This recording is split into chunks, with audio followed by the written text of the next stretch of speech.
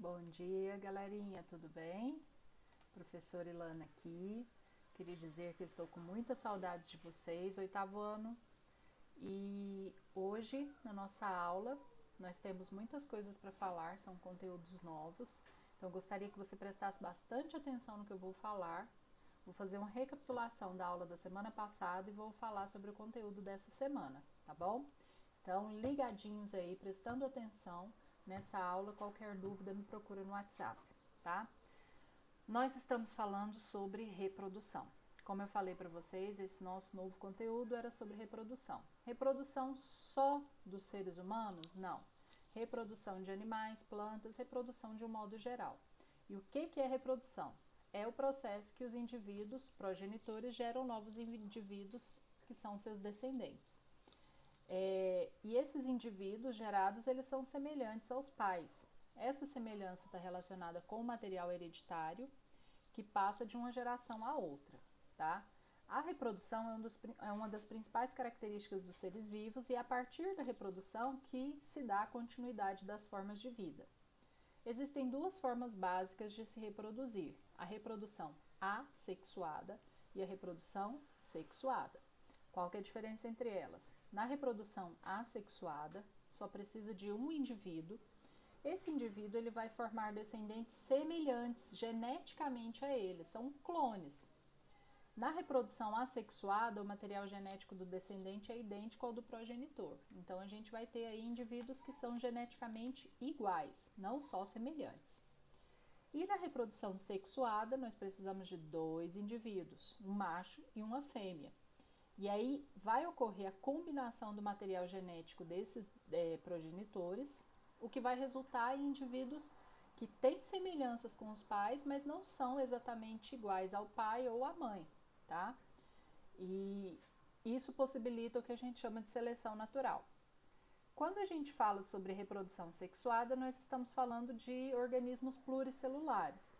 Os organismos unicelulares, muitos deles fazem essa reprodução assexuada, como as bactérias, por exemplo. Reprodução nos animais. Os animais podem se reproduzir tanto assexuadamente como sexuadamente. Mas o normal, o usual, é a reprodução sexuada. Mas existem formas de se reproduzir assexuadamente, ou seja, só um indivíduo vai produzir seus descendentes. E entre as diversas formas que pode ocorrer a reprodução assexuada, nós vamos falar sobre a fragmentação e sobre o brotamento. O que é a fragmentação? O indivíduo ele é fragmentado, ele é dividido em duas ou mais partes, e cada parte se regenera e dá origem a um novo indivíduo. Ocorre em todo mundo? Ocorre em todos os seres vivos? Não. Então, os principais exemplos no reino dos animais são os quinidários e as planárias, que são invertebrados marinhos, em sua maioria, tá? O brotamento é um pouquinho diferente, também é reprodução assexuada. Ocorre pela formação de expansões no corpo do indivíduo, que são os brotos. Aqui eu tenho uma imagem de brotamento. Então, temos aqui um organismo, uma hidra, tá? E aí vocês observam que o que? Ao lado dela começa a surgir um broto. Esse broto se destaca e ele é um outro organismo vivo, tá bom?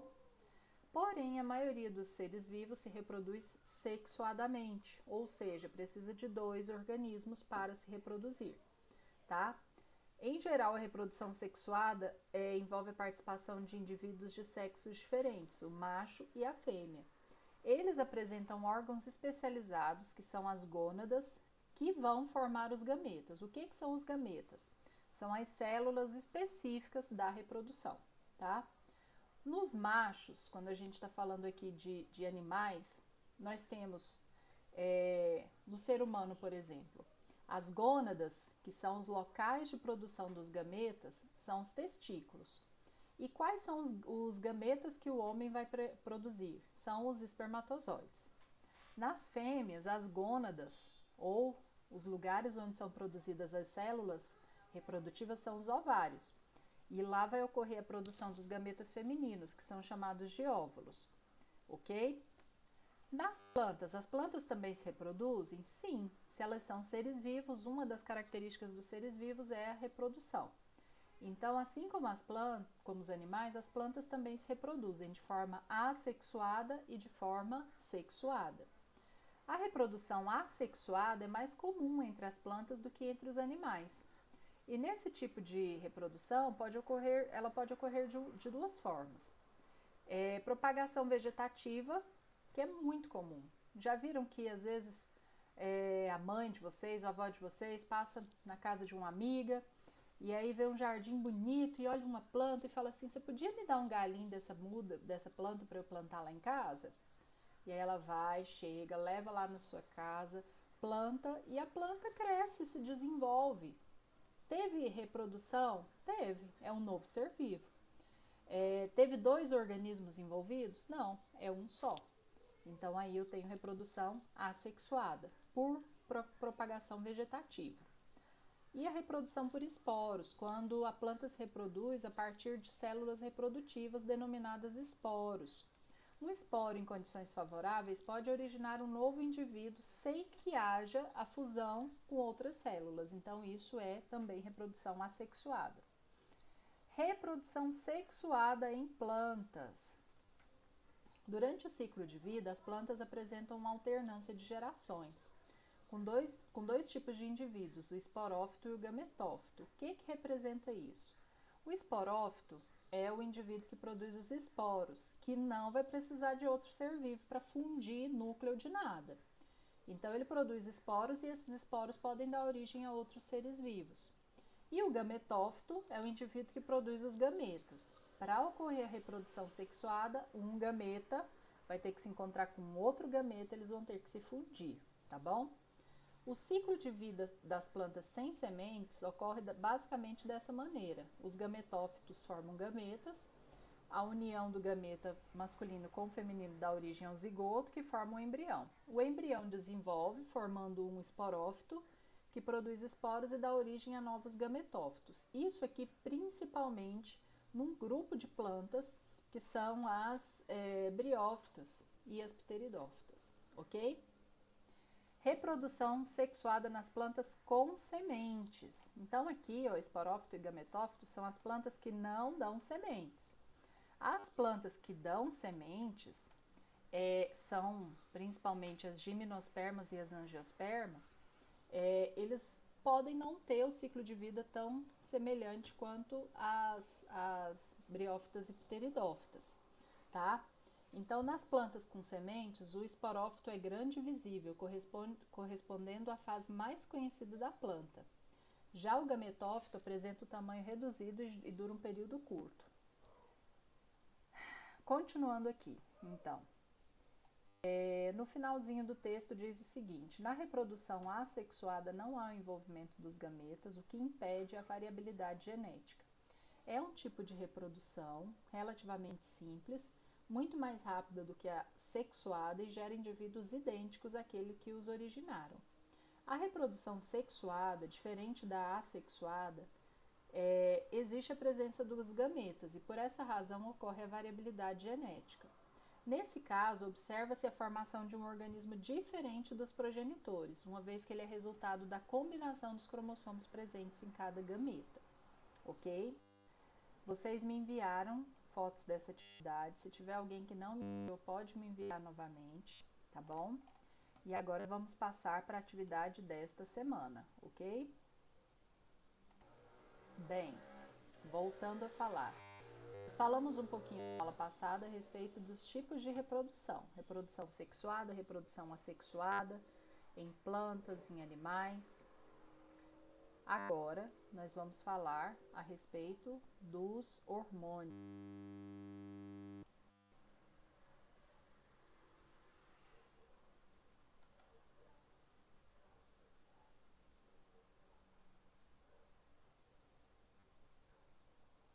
Então, vamos lá. Os hormônios. Nós estamos falando especificamente sobre os seres humanos. Agora, nós vamos entrar especificamente em reprodução humana, ok?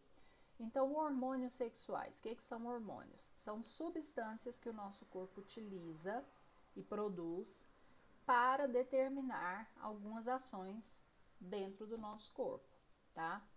Existem hormônios para diversas situações.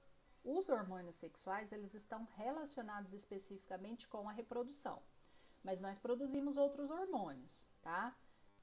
Mas vamos falar especificamente sobre os hormônios sexuais. A testosterona é um hormônio que é produzido nos testículos, assim como os espermatozoides, não se esqueçam. E a progesterona e o estrógeno são produzidos nos ovários. Esses três são exemplos de hormônios sexuais. Os hormônios sexuais são substâncias produzidas nas gônadas, nos testículos, no caso dos homens, e nos ovários, no caso da mulher. Durante a infância, esses hormônios são inibidos, ou seja, eles não funcionam, eles não são produzidos ou são produzidos em escala muito pequena. Já a sua produção, ela vai ser iniciada realmente durante a puberdade.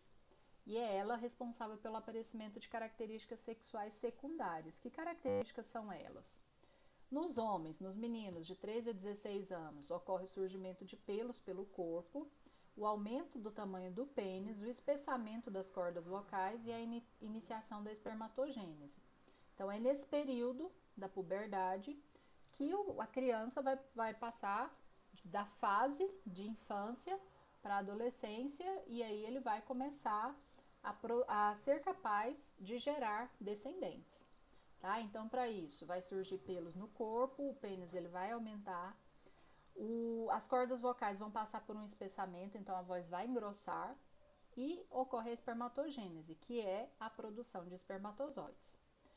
Já as meninas também vão surgir pelos pelo corpo, vão desenvolver a cintura, a criança, a menina, ela vai deixar de ser quadradinha para ser mais arredondada, vai se desenvolver os seios, porque os seios são um órgão relacionado à reprodução.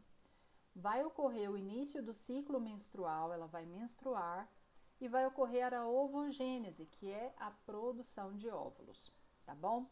E tudo isso vai acontecer por causa dos hormônios.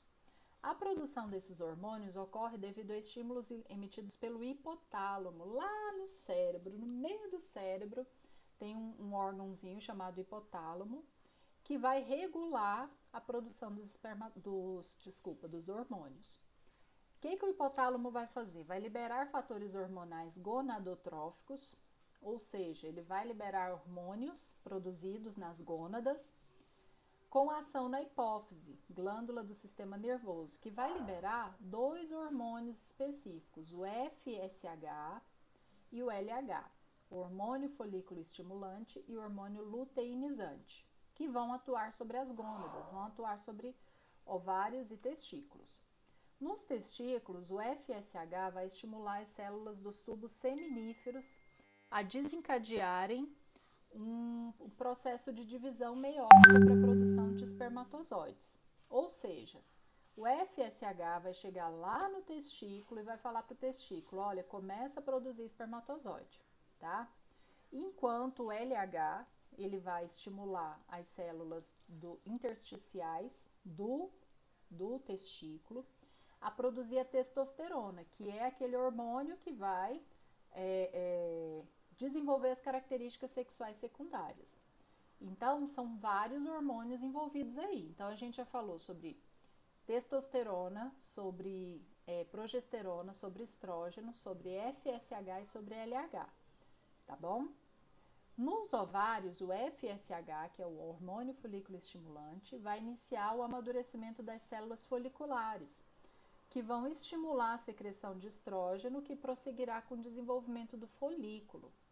O LH, por sua vez, vai promover a secreção do estrógeno, induzindo a ovulação, rompendo o folículo e liberando o ovócito primário. Professor, não estou entendendo nada. O que é isso? Ovócito primário é a célula que vai dar origem ao óvulo, que vai ser fecundado e dar origem a um embrião. No caso da reprodução sexuada nos seres humanos, nós estamos falando aqui de seres humanos, ok?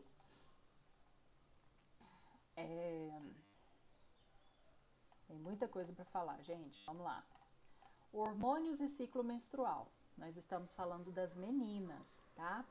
Na primeira fase do ciclo menstrual, a hipófise vai secretar o FSH. Então, a hipófise é uma glândula e ela vai produzir FSH. Esse FSH vai circular pelo corpo, vai chegar lá no ovário. E aí, o que vai acontecer? Ele vai estimular o desenvolvimento dos folículos ovarianos.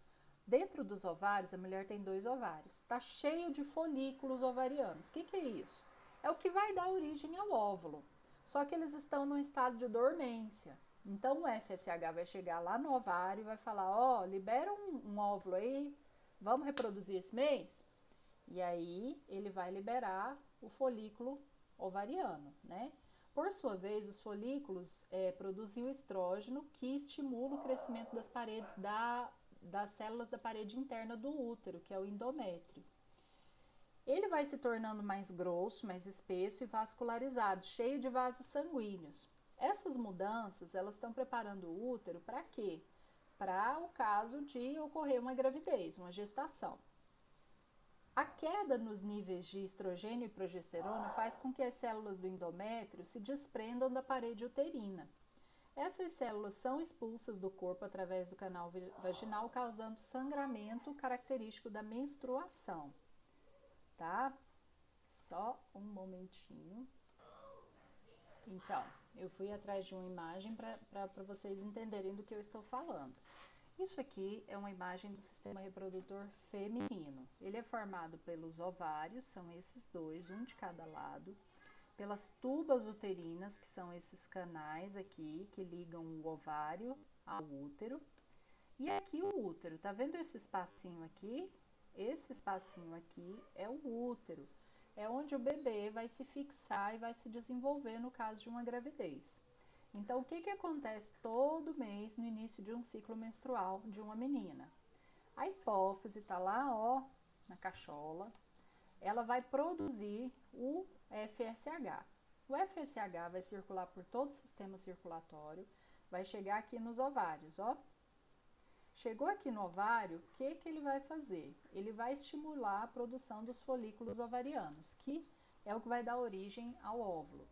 Então, o FSH chega aqui no ovário e fala, ó, libera um óvulo aí, vamos fazer bebê. Aí, esse óvulo, esse folículo ovariano vai produzir, por sua vez, estrógeno. Esse estrógeno vai chegar aqui no útero, e aí o que ele vai fazer? Ele vai estimular o útero a espessar essa parede aqui, ó, tá vendo aqui do lado? Ela vai ficar mais grossa e mais cheia de vasos sanguíneos. Por quê? Se ocorrer, vai se fixar na parede e aí vai produzir todas as estruturas necessárias para a gravidez. O que acontece? Não teve gestação, não teve bebezinho, não vai acontecer nada. O que vai acontecer com essa parede do útero?